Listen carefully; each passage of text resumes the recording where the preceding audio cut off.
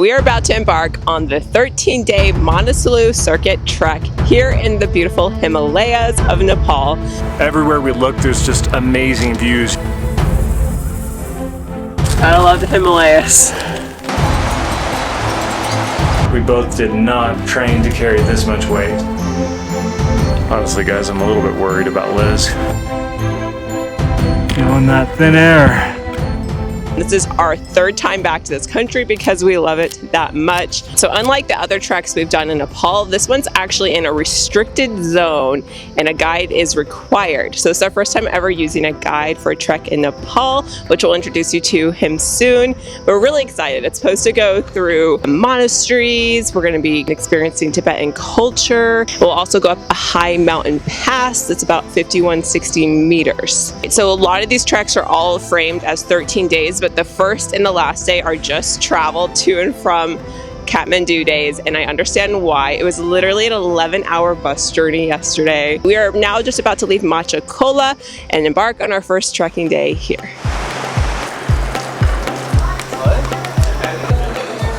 Today we begin in the village of Macha Kola at a relatively low elevation for a Himalayan trek, 3,000 feet or 930 meters.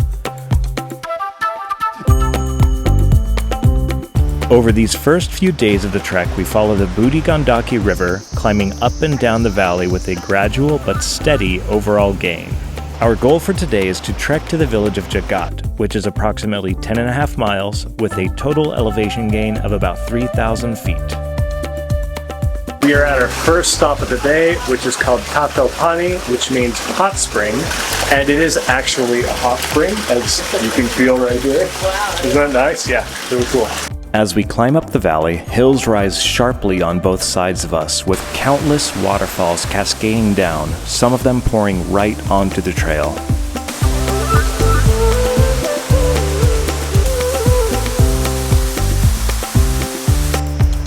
We've reached our first big drawbridge of the trip. You'll see these all the time if you ever come to trek in Nepal. They're really cool. I love them. All right, it's definitely good to be back in Nepal. We have missed it, and seeing this drawbridge just feels very Nepali to me, Nepal trekky. All right, guys, we just stopped for lunch. It's about 11 a.m. We've done about 5 miles, and I'm going to show you what I get for lunch here real soon, but just a few initial impressions. So today we were kind of told it's just like a very long slog, and it's partially on a road that's shared with vehicles. And we definitely have experienced that so far. I don't know how these vehicles get up on these roads. Like, it's actually really impressive that people can ride their motorcycles and other big vehicles up here, because definitely a rocky terrain. So I got a very traditional meal here in the Himalayas, dal bhat. It's essentially like a lentil soup. And then you got like curried vegetables and potatoes. And then there's some sort of like green, this looks like, I don't know, spinach maybe. Sometimes it comes with papad, and then rice, of course. And so I'm sure we'll be eating a lot of this the next couple weeks. Let's get a little bit of everything, some spice. That's good. And you get free refills. And you get refills, that's true.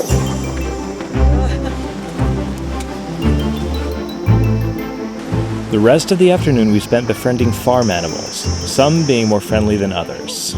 He really likes me. Oh, is he snuggling up? Yeah. Oh, hi. Oh. But this baby chick only had eyes for this lady. This chicken loves her. She's like a man, like a baby. Although the day was not without its challenges. Surprisingly hot here in the afternoon. Wow, I was not prepared for this for the Himalayas. We've never been this low before on a trek, and I think that's why. So we're just about to go through this landslide area where like a week and a half ago or two, there was a massive landslide. Some hikers were injured, so we're definitely going to take this area, I think, quickly.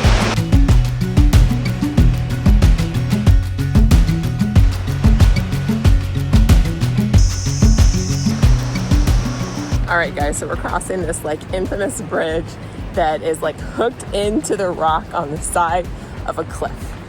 It This actually seems pretty sturdy though for the most part. There's definitely a few rough spots, but it's kind of like the famous bridge, I think, of Manaslu is what our guide was saying. All right, guys, now that it is almost the end of our first day trekking the Manaslu Circuit, we wanted to introduce you to our guide. We're doing the trek with Magical Nepal, and this is our guide. I'm Prakash. So today is first day. We are going to the Jagat.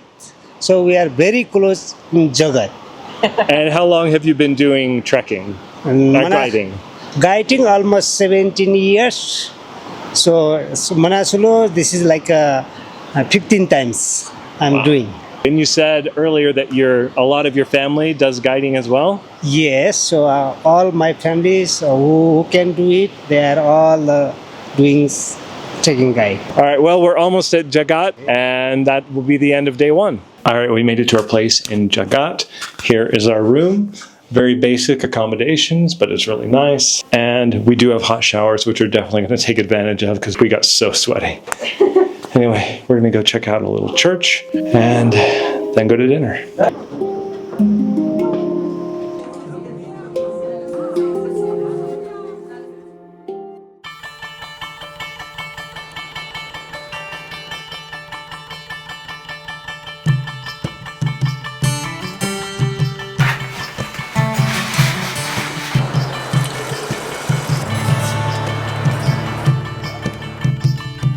All right, good morning. And it was our second day trekking here in the Manaslu area. And unfortunately, I woke up with a really bad sore throat. And so I'm doing ginger lemon honey tea this morning. We always get sick in the Himalayas. I kind of was like nervous about this the whole time. And of course, it happens. I think I almost like stressed it into existence. So anyways, ginger lemon honey tea, that was like one of our favorite things to get on these treks. I use like fresh ginger and lemon and honey. It's so good. So I'm gonna do that, and then I also am getting porridge, apple porridge. We have a big day today though, so I need to be functioning. All right, so it's about 7:15 or so, and we're just getting started for the day. If you look all around us, there's these, well, our guide calls them hills, but they're actually really tall. So normally, I think if we were in the United States, you'd call these mountains. But compared to the high peaks of the Himalayas, they're more like hills here. Today's plan is another long hiking day up the valley to the village of Deng.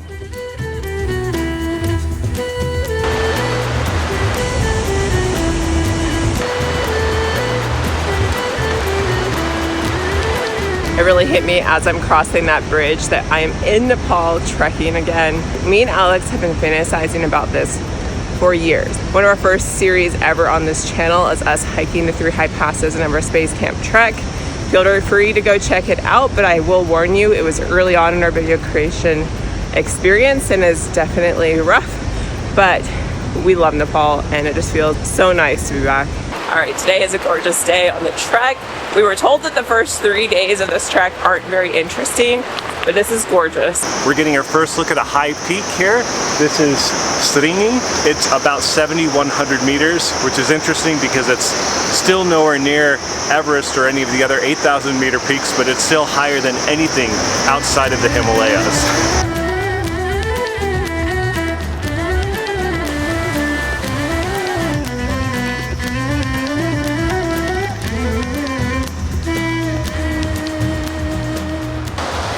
We've just made it to this village of Philim, and unfortunately Liz's sickness is getting much worse. Her throat is so sore now that she can't talk. So we're going to get her some medication to help with the soreness in her throat. After a pharmacist examined Liz's throat and gave her some medication, we continued our journey further up the river valley.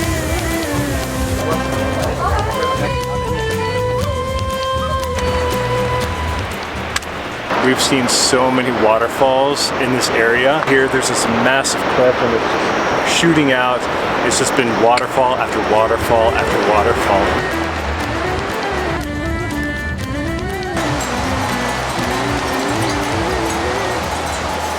Today, we began to see many groups of donkeys and horses carrying goods up to the remote villages, where access to supplies is limited. When the trail narrowed, Prakash would move ahead to help steer the animals the right direction. While porters often carry goods to the remote villages, Prakash explained that donkeys are actually cheaper, but surprisingly, they often carry less weight than the porters.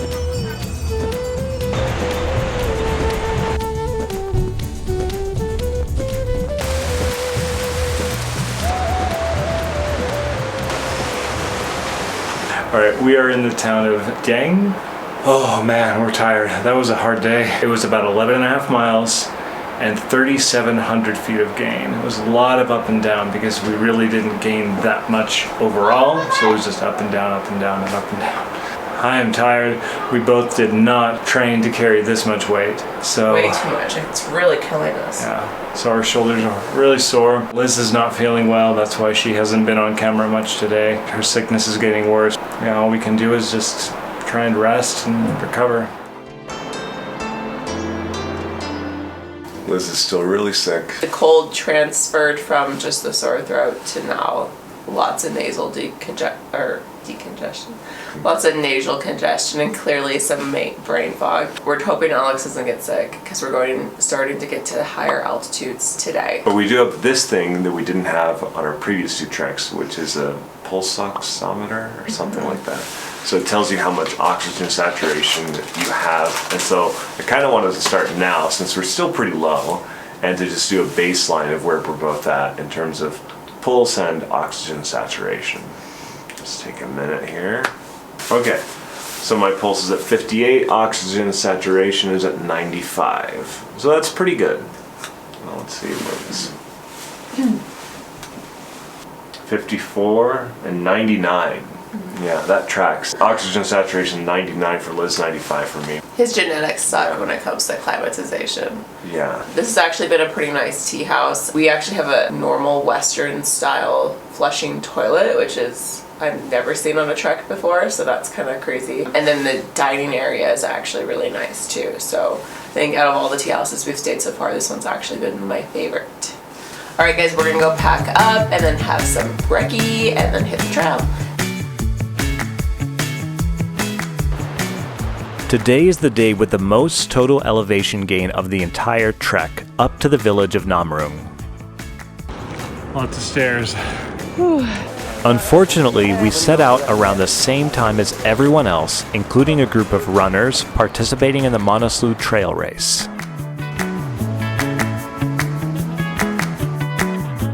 My anxiety has been terrible because it's been like a Congo line the whole time, which I didn't anticipate for Manaslu. Years ago, Manaslu was considered an off-the-beaten-path trek, overshadowed by the Everest Basecamp trek and the Annapurna Circuit. But since then, word has gotten out and more trekkers are flocking towards the Manaslu Circuit. Luckily for us, our guide had a solution to avoid the crowds for at least part of the day.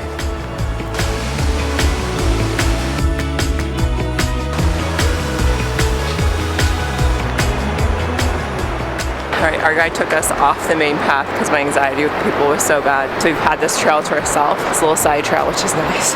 Oh, I don't know why I do so bad in crowds. Apparently this is the old trail. There's a new trail that had a really high bridge that we saw some people go over, but this is nice for me.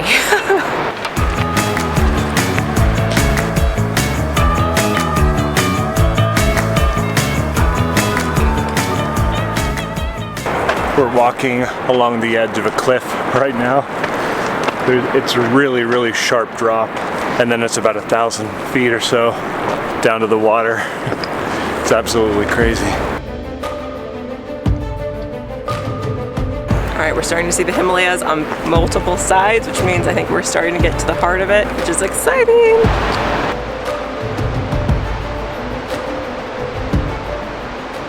Eventually, we rejoined the main trail, but luckily by then, most of the big groups had already passed by.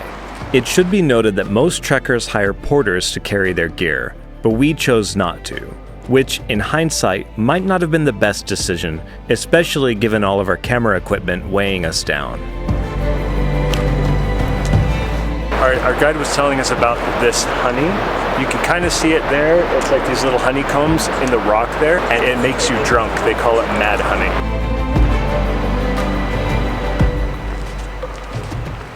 I think we're starting to get to the Buddhist parts of the trek. We see all these prayer stones here. That's exciting. That means prayer wheels are probably not too far off. Nepal is home to an estimated 16 to 20,000 Tibetan Buddhists, many of whom came over as refugees. Along the Manaslu Circuit, you pass through several of their established communities, marked by monasteries, prayer flags, gompas, mani walls, and prayer wheels. All right, guys, we just finished lunch. We had a gorgeous view from our spot, and now we are going to continue on. We've kind of noticed we have like the same meals we often get, and kind of our go-to is either dal bhat or veg egg potato. It's actually pretty good. Anyways, feeling a little bit better. I'm very snotty though. Like what you're not seeing behind the camera is me like constantly having to blow my nose, but we're pushing through. Not too bad right now. All right, but let's continue on. Traffic jam here. Donkeys.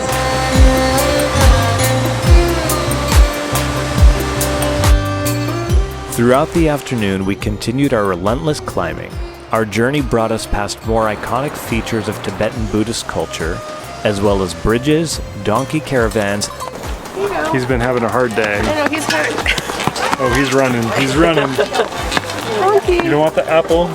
And even this friendly dog who gave me a high five. High five. No.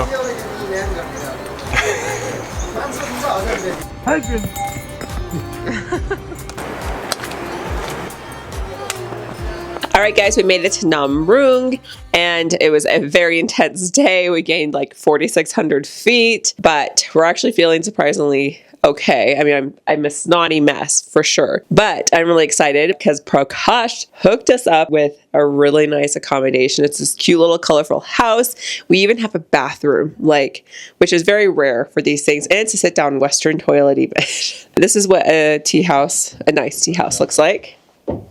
I know this is not always going to be available when we get really remote, but it's much appreciated. Our guide's the best, really. This is the bathroom.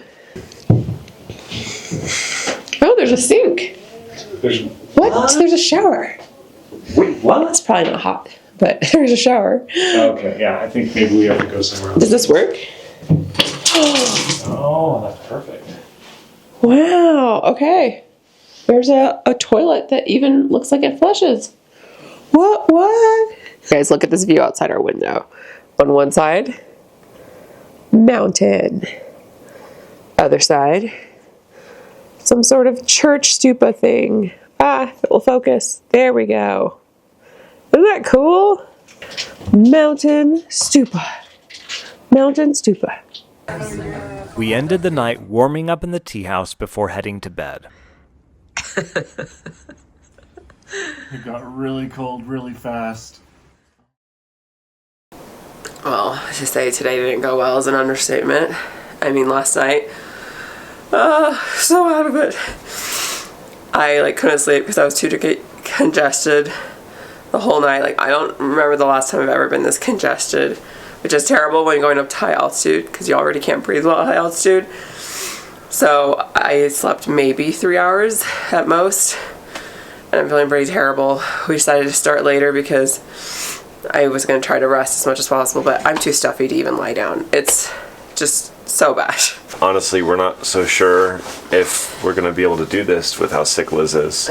So, and I think if I start to get sick now as we're going up to altitude, then that'll almost definitely put the nail in the coffin. So let's hope that doesn't happen. Anyway, we're going to go get breakfast now. Is that me? It's after 10. We are finally leaving. We decided to rest up more because I literally was not in a state to walk at all. I'm still not doing great, but we're just going 4 hours today. Anyways, we're gonna head out.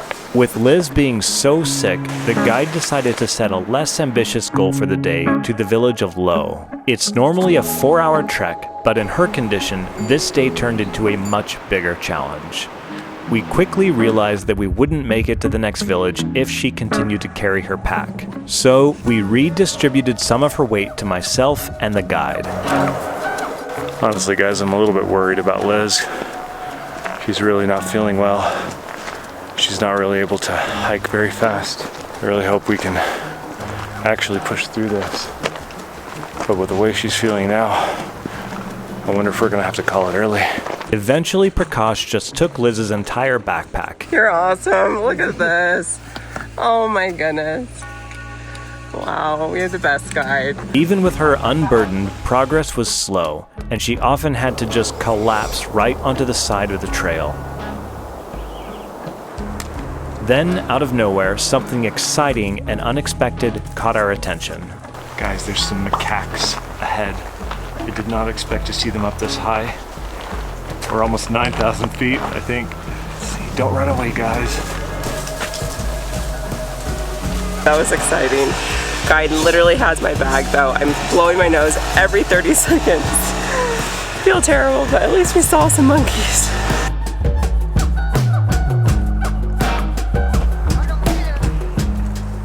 Look at how small this cow is. I didn't even know they came that small. I've seen dogs bigger than this.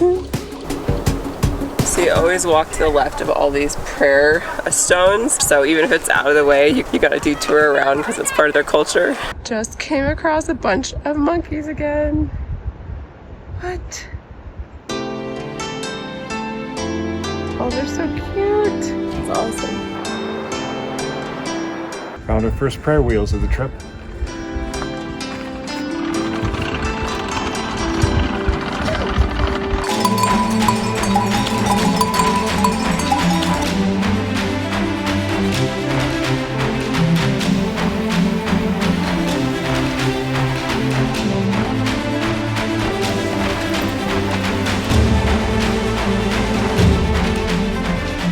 All right, we've got about an hour and a half to go, maybe an hour, till our stop of the day, which is going to be Low. Liz seems to be doing a bit better since lunch. We took a bit of a siesta there. We've definitely noticed as we've been climbing, there's been a lot more prayer wheels and the prayer stones and little monasteries and stupas. We've seen so many of those. You can tell this day we've really been transitioning cultures as we've been climbing. Oh wow, look at those horns.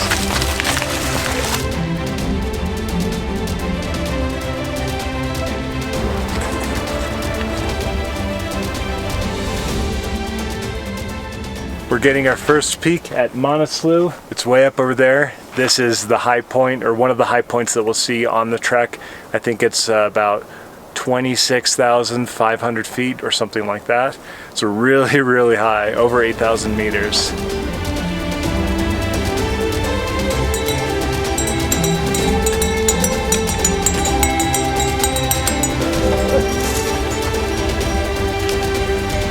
We made it to Low. Oh, I'm honestly shocked.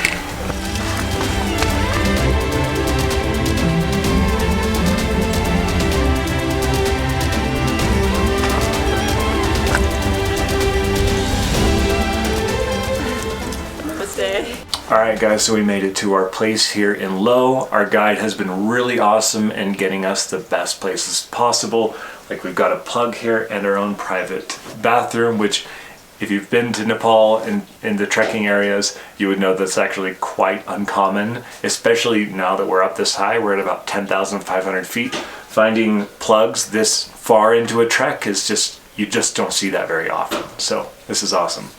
I'm just surprised I made it through, honestly. I feel terrible.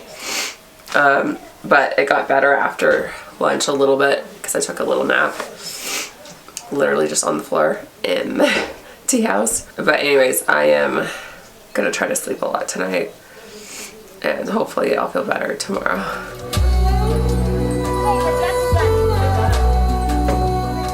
Alright guys, it's supposed to be 11 degrees tonight. It is freezing. We have liners, sleeping bags, and a puffy blanket, and I'm so worried we're gonna be too cold. We're both wearing base layers, fleeces, and puffy. So we can sleep tonight.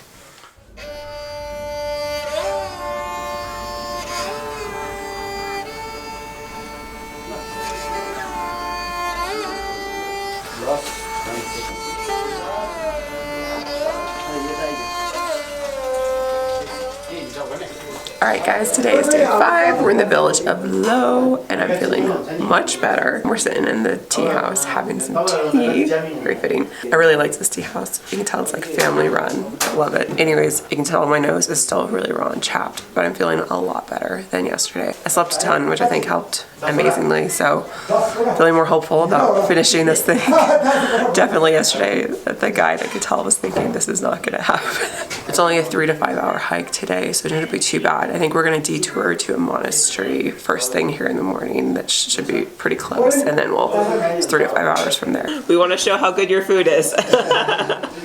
Alright, so for breakfast today, I have an egg and a pancake. I always like to have some protein, some carbs.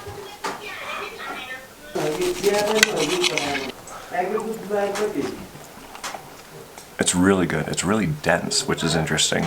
There's definitely some other flour in there for sure. There's something else I'm tasting. I'm not sure what it is, but it's really good.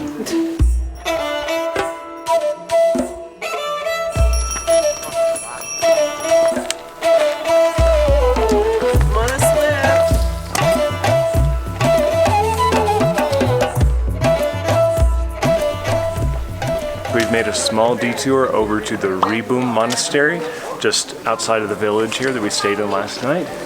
And we're gonna go inside and check it out. Guys, this is so much more impressive than I thought it was gonna be. Like, big Buddha statues, like the entire wall and ceiling is covered in art. This is so cool, so bright too.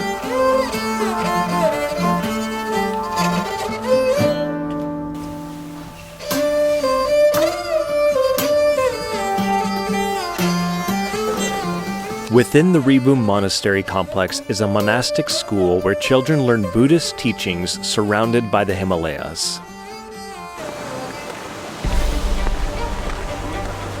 With me still being sick, we slowly make our way up the trail. Being so remote and at elevation makes me question constantly if this is wise.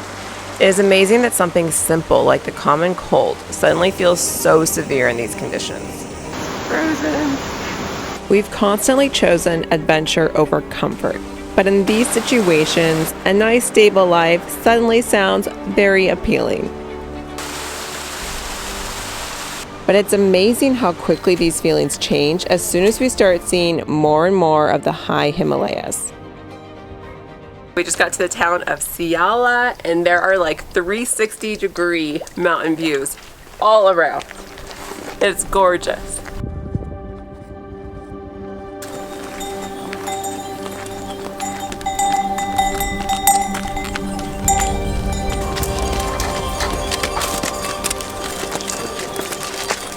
This has become kind of a standard lunchtime meal for me. It's veg egg fried noodle, and they give you massive portions. It's almost too much sometimes, even with my appetite, but it's really good. They also have this nice spicy green sauce, which I always love to cover it in. Today I'm opting for veg curry.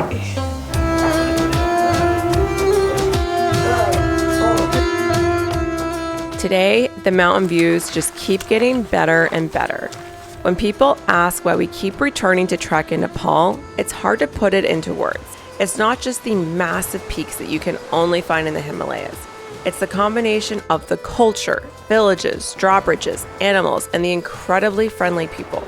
Together, they create an atmosphere unlike anywhere else we've ever been. Everywhere we look, there's just amazing views. You've got big mountains over there, behind us, in front of us, to the sides of us, both sides of us. Everywhere we look, it's just amazing mountain views.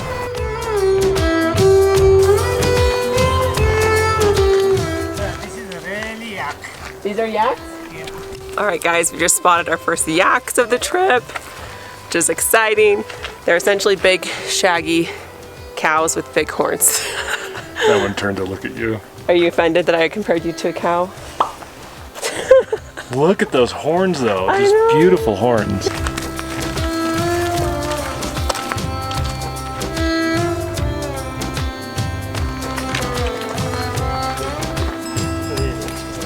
All right, guys, so we see Samagaun in the distance, which is where we're staying tonight, and it's gorgeous. We're literally in a valley surrounded by mountains, and there's yaks. It's very picturesque Himalayas, if you know what I mean.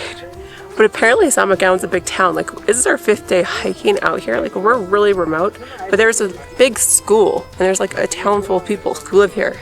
Just wild that people live this remote. I feel like that'd be a hard way to live, but people do it.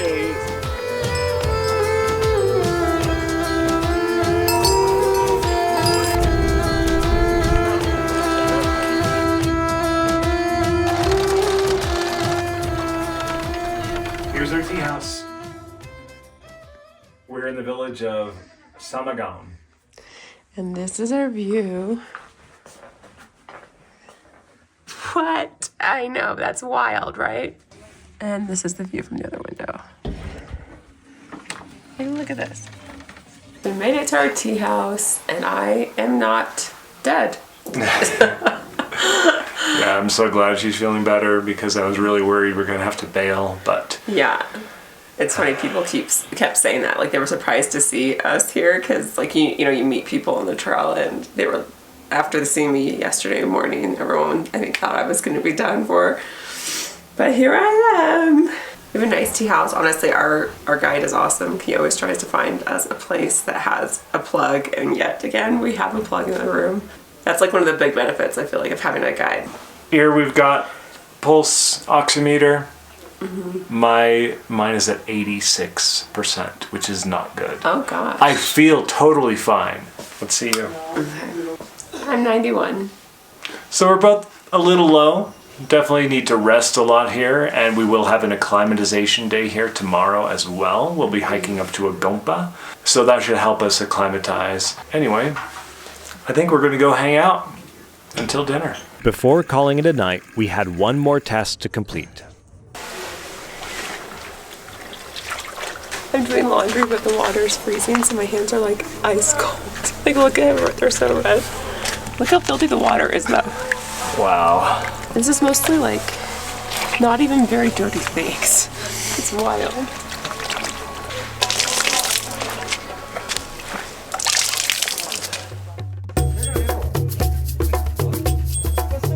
Good morning. It is day 6 of our Manaslu Circuit trek, and I'm feeling much better today. And for the first time, we are not packing up everything, and I don't have my heavy backpack with us because today is an acclimatization day. So we're staying in the same town again tonight, which is at about 11,500, right, honey? Mm-hmm. About 11,500 feet. But we're going to be hiking up to about 13,500, I think it is, to Gompa, and then coming back here and sleeping low to acclimatize. We had 2 options for acclimatization day. It was either go up to the Gompa or go up to the Manaslu Basecamp, and apparently it's very snow covered and the views are better at the Gompa, so we chose the Gompa.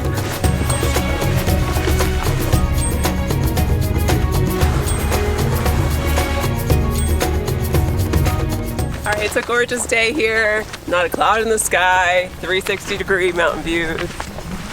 Lovely.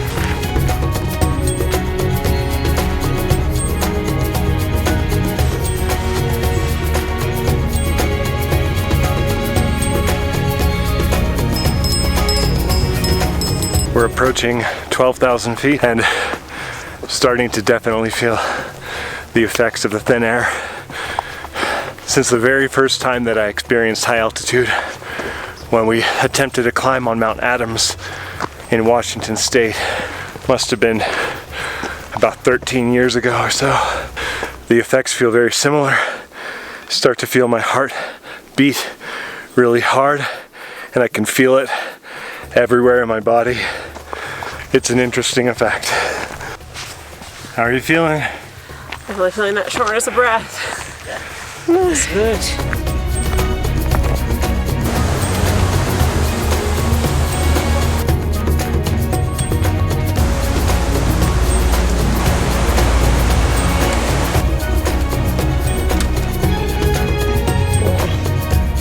Insanely gorgeous.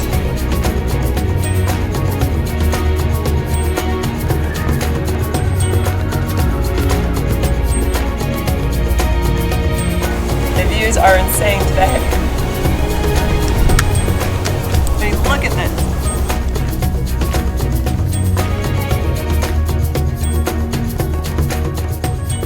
Alright guys, so we are getting close to the Gompa and we are getting what feels like super close to the mountains. Like I know they are still far away, but it really feels like we're getting close by going on this acclimatization hike. They look like I could touch them. Just another 13,000 feet up. Yeah. As we approach the valley before the Gompa, we notice locals and donkeys carrying down heavy loads of yak dung, which might seem unusual for those unfamiliar with life in the Himalayas. But for locals, yak dung is a vital fuel source. During the monsoon season, yaks graze in this valley, leaving behind plenty of dung, which locals then bring down to the villages. After drying it out for 2 to 4 weeks, it's ready to be used to heat up homes and tea houses.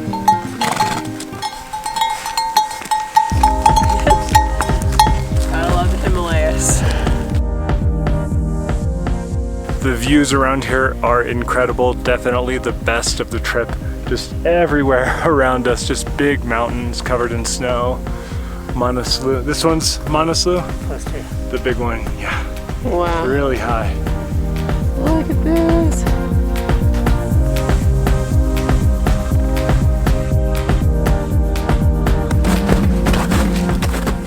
Alright guys, we made it to the Gompa. Woo-hoo. Which Gompa is it? Ungin.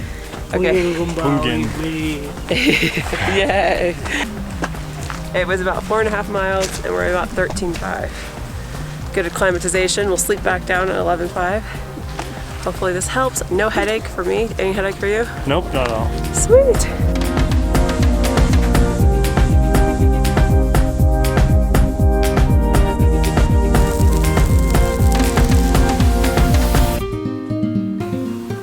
After taking in the incredible mountain views in the valley near the monastery, we began our descent and spotted some mountain goats on our way back to Samagaun.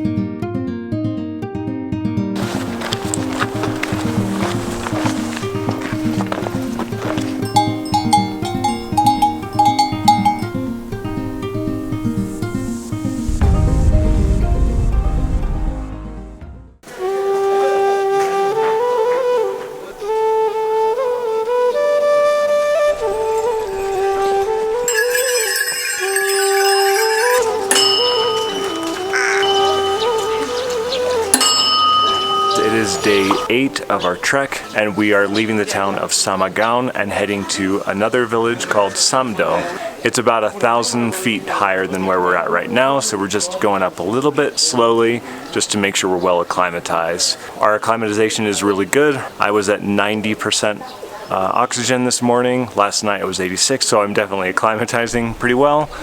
And Liz was 93, which was obviously pretty good as well.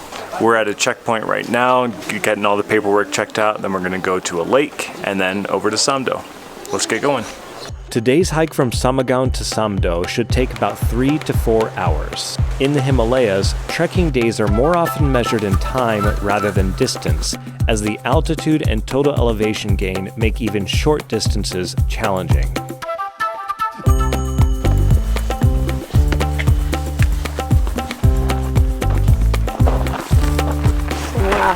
We made it to this beautiful lake at the base of Manaslu.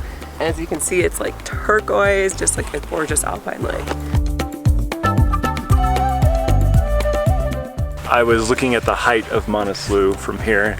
It looks pretty close, but you can actually fit almost the entire height of Mount Whitney, the highest peak in the continental United States, between where we are now and the top of that peak. It's absolutely crazy.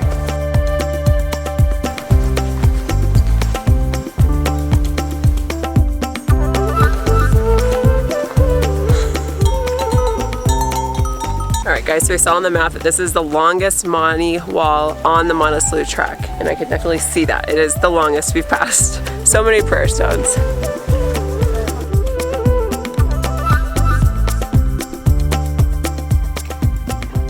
While I am feeling much better, I still struggle with dizzy spells requiring frequent breaks on the side of the trail. For the first time on a trek, I have become really anxious about whether I can actually complete this journey. The day of the pass feels so daunting in my current condition. As we approach Samdo, we're reminded of just how serious this trek can be. Trekkers with severe altitude sickness sometimes need to be evacuated by helicopter. But due to the remoteness of this trek, our guide tells us that it can take 4 to 5 hours or more for one to arrive. We just got to Samdo. Honestly, I was struggling there towards the end. I'm just still weak from my sickness. Like, I ended up having to stop multiple times, but we made it. But now I'm kind of thinking we need to take a rest day. So what usually happens here is that there's an acclimatization day to like the China, the Tibetan Chinese border. However, it's all snow covered, so no one really is doing that this year. And so our guide was suggesting we go head to the base camp essentially for this trip, which is Dharmasala, which is right before the big pass. However, I think I'm gonna need a rest day based on how weak I was feeling today, which I know is gonna suck for you and our new comrade. So we have a new person who's joined our group. She got sick and stayed multiple days in the last town, and so now she's joining us, and I'm sure she wants to get going too, but I don't know, I kind of feel like I need a rest day. I was struggling. So this is our accommodation. Our guide hooked us up once again. We have a bathroom that's attached, so we don't have to go outside, which is so nice. So I'm really happy about that. I can tell he works hard to try to find us good accommodation, and that's one of the big benefits of having a guide, I feel like. We're gonna go have lunch and I guess chill. Yeah. Got here early. It's only 12:30. Yeah. This is pretty typical for a toilet / bathroom on a trek in Nepal, especially the higher you go, the less fancy they get, and we're pretty high right now. It's pretty basic, but it's better than having to leave during the middle of the night. Do you want to demonstrate how to use a squat potty? Because I think our American audience doesn't know. I mean, if you're going number 2, you just, and then once you're finished, check this out though. That shows you how cold it gets in here. It's ice. Oh, wow. But then you fill this up and then dump it in until it all goes down. Yeah.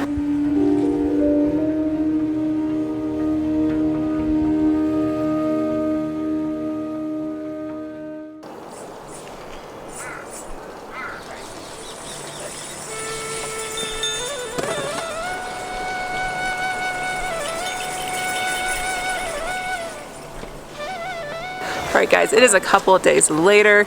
We are still in the town of Samdo. We decided to take our rest day here to let me recover a little bit since I was feeling quite low energy the day before.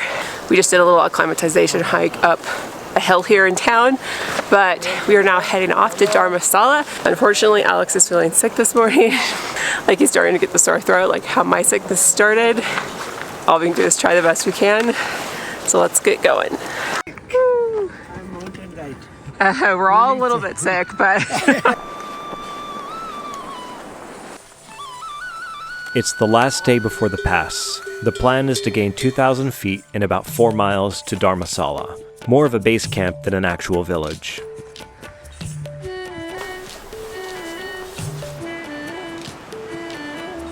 With everyone in our group being a little bit sick, our progress was fairly slow despite the short distance. We could all feel the air getting thinner, but our climbing was rewarded with more Himalayan mountain goats, yaks, and even eagles soaring past us. Mountain goats.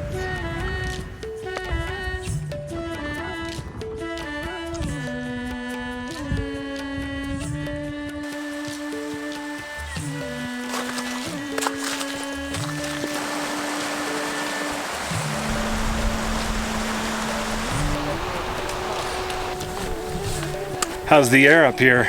It feels thinner, although we're already over halfway there. So it's a pretty short day today.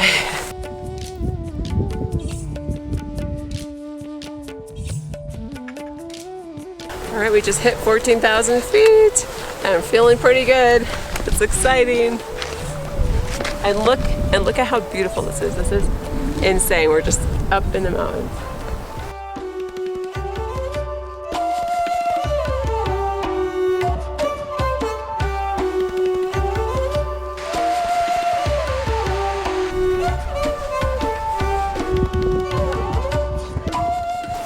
A few weeks prior, this area suffered a severe blizzard, and as a result, the last mile for the day was a sloppy soup of melting snow and sticky mud.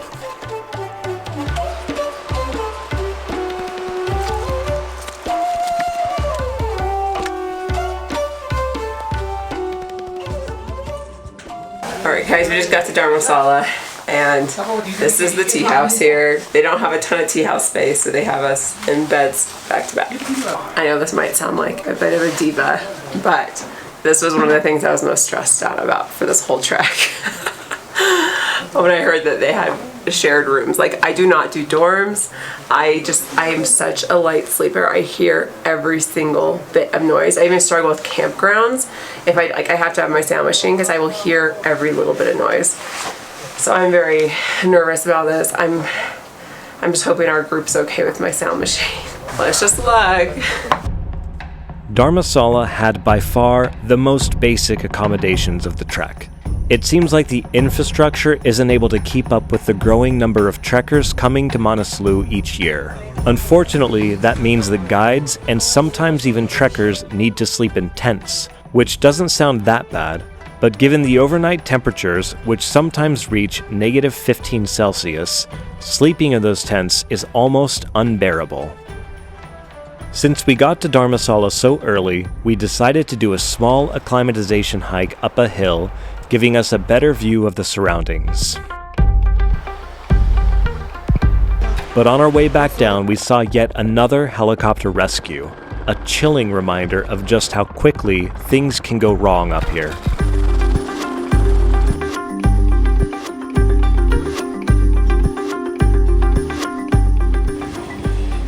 How much fun are you having, honey?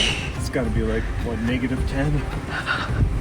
Filtering water from this river over here because they don't have water. Good morning, guys. It is 3:15 in the morning. We're doing oxygen checks. Looks like a results. I have my YouTube, apparently. It's not bad. Right. By the way, this is our other group member we haven't introduced you to. This is Susan from Munich, Germany. She joined us a few days ago. We're all part of the SIT club. So 87. 87. Let's check you. Okay. 85.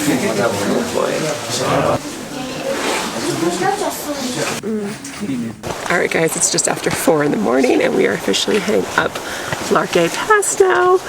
It is still very dark, and it probably will be for the next couple hours. Let's go. Today is the longest day of the trek. We'll be hiking for around 10 hours. We'll climb roughly 2,000 feet to the top of Larke Pass, then descend nearly 5,000 feet to the village of Bimtong. From the moment we start climbing, we're walking on hard-packed snow surrounded by other trekkers who all somehow seem to have left at around the same time as us. We're making really good progress. According to the elevation on my watch, we're about a third of the way, and we've only gone for like 40 minutes. So that's so much better than what we were expecting. It's just a nice steady gain, not too steep. Snow isn't too slippery. We're both feeling really great at this altitude. All right, guys, sun's starting to come up. It's about 6 a.m.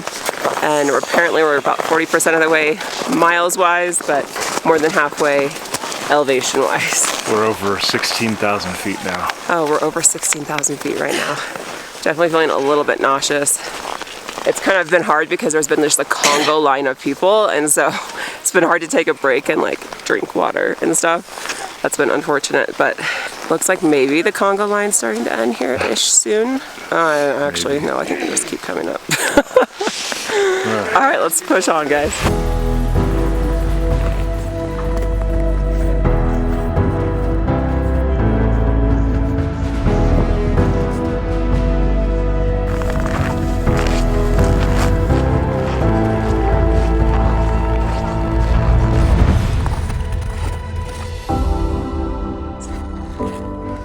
The air just feels so thin. It feels like you're just like not taking in enough oxygen. Like you take a breath in and your brain says, what was that? That's just not enough. Not enough oxygen.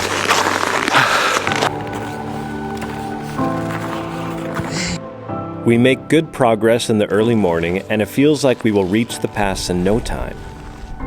However, unlike other Himalayan passes we've done, Larke Pass isn't short and steep, but rather a long, relentless slog. So our progress is slow and gradual. The end seems to be nowhere in sight.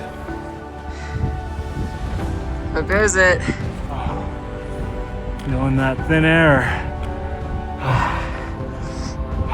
It's getting hard to breathe. Then, out of nowhere, we finally see the pass way up the snowfield. It looks deceptively close. All right, we can see the pass from here. I don't know if you can see it in the camera, it's pretty far. Probably another 30 minutes or so, I'm guessing, depending on how fast we're going. But we can see it. The end is in sight. Woo. All right, guys, we are so freaking close to Larke Pass. Wow, honestly, with how this has gone, I had no idea if we would actually make it here. So it's exciting that we've almost made it. As we near the top, my pace slows to a crawl. Every step feels like a sprint, and every 5 to 10 steps, I have to stop to catch my breath. Acclimatization has always been hard for me. My body seems to refuse to adjust to altitude the way I want it to, but I keep climbing. Just up that hill. Woo.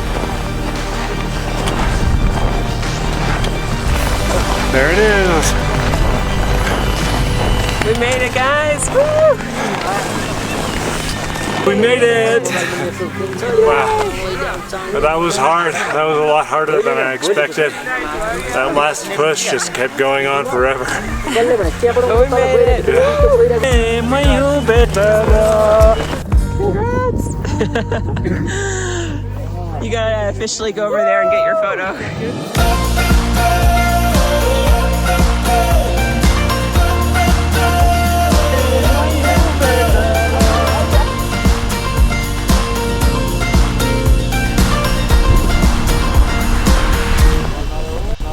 We're celebrating with a Snickers.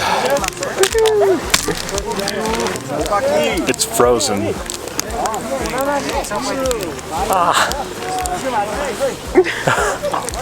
I can't.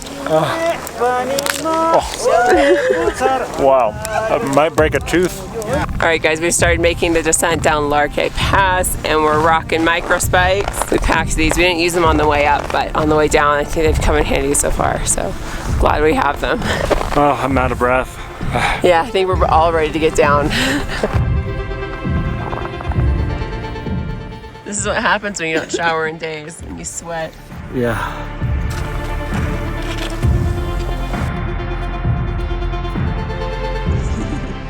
Unlike the ascent, the descent is brutally steep. We begin dropping elevation quickly. Eventually, the snowfield becomes a steep, rocky slope, and then finally into a gentler dirt trail in the valley towards Bimtong.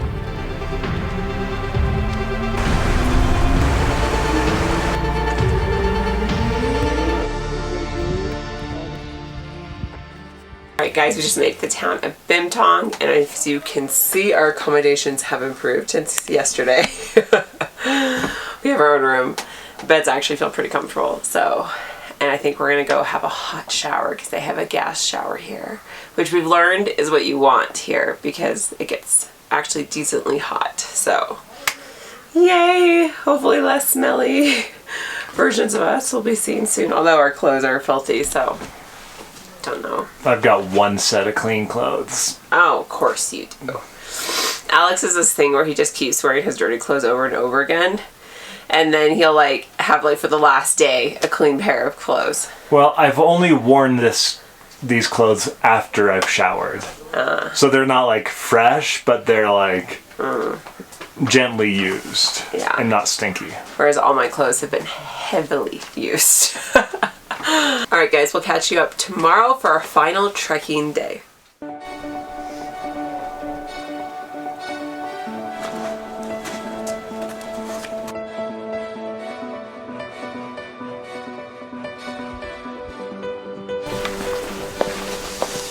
Alright, good morning. It's day 11 trekking here on the Manaslu Circuit. It's our last day trekking, which honestly at first I was feeling like, okay, I just wanted to get the pass done with, and like now I'm kind of like, oh, I'm sad leaving the Himalayas because look at these views, guys. You don't get these in other places. Today is mostly just a downhill day. We're hiking 5,000 feet downhill, and then we're taking a Jeep to Besta Sahar is the plan. So it's gonna be a long day, like a 9-hour day, but 3 of those hours are gonna be in the Jeep, so not too bad. Anyways, we're gonna go hit the trail. One last day.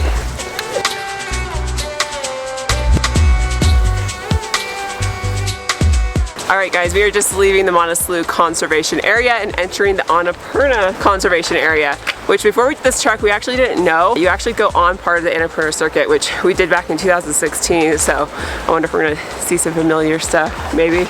It's been like 9 years, so I don't know if we will, but now we're in Annapurna Conservation Area.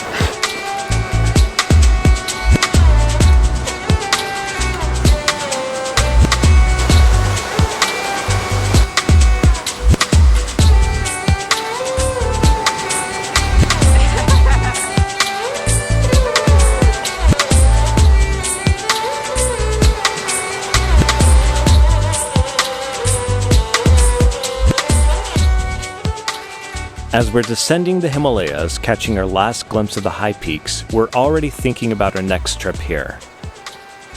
Ever since our first visit in 2016, this place has had a pull on us unlike anywhere else in the world. It beats us up every time, and it's always humbling. But we know we'll be back again someday.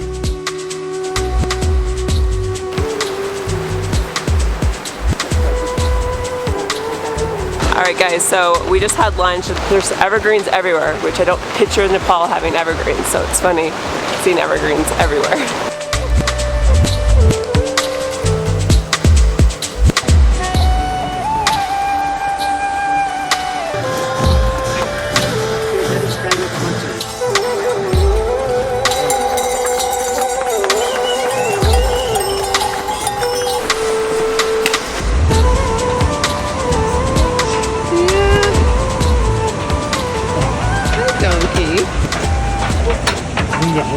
A horse.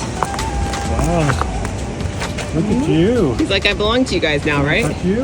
Alright guys, we just made it to the town of Tilche, and that means our trek has come to an end, at least the hiking portion. We're gonna have a 3-hour Jeep ride to Besta Sahar, and then tomorrow a very long bus to Kathmandu. But this is done. This is it for the trekking. Honestly, kind of bittersweet. Definitely a little bummed that I was so sick during this, but I'm glad. Like today was great. I was able to enjoy it a lot. It was about 12 miles. It was over 12 miles and 5,000 feet lost. So it was a big descent, but it was very gradual. So it was like very chill, and the part on the road only had a few motorcycles. So it wasn't bad at all. But yeah, now there is just apparently, we just heard there's a landslide. So the Jeep can't get to us right now, and there's a pile up of people, but apparently they're gonna be fixing a landslide here right now. So we're gonna wait a few hours for the Jeep and then get to Besta Sahar late tonight, I guess. How do you feel, honey, about this being done? I thought this was a really great trek. Doing a trek with a guide was a really great experience too. Our guide Prakash was really amazing.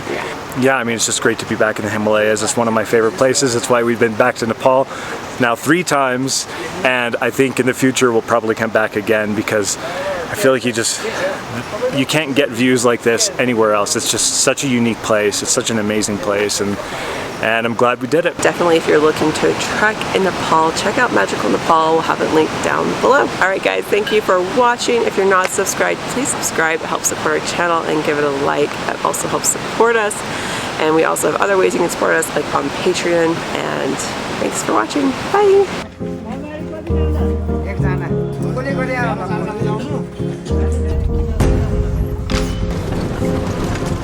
Alright, so how do you feel after that Jeep ride? Oh my goodness, guys. That was 3 hours of crazy, windy, crazy driving on roads that just are not intended for 2 lanes, and just, oh, it was wild. I don't know how they do this and don't get in accidents all the time. I honestly don't. At one point, when the road was like really rough and bumpy, our guide turned to me and he said, "This is Nepal." It was hilarious. If you haven't been on roads here, it's quite an experience. Yeah, it might be more harder than the hiking itself. Yeah. Alright guys, well, we just got to our hotel in Besta Sahar, and that means that tomorrow we're going to be making the journey back to Kathmandu. I'll catch you guys later.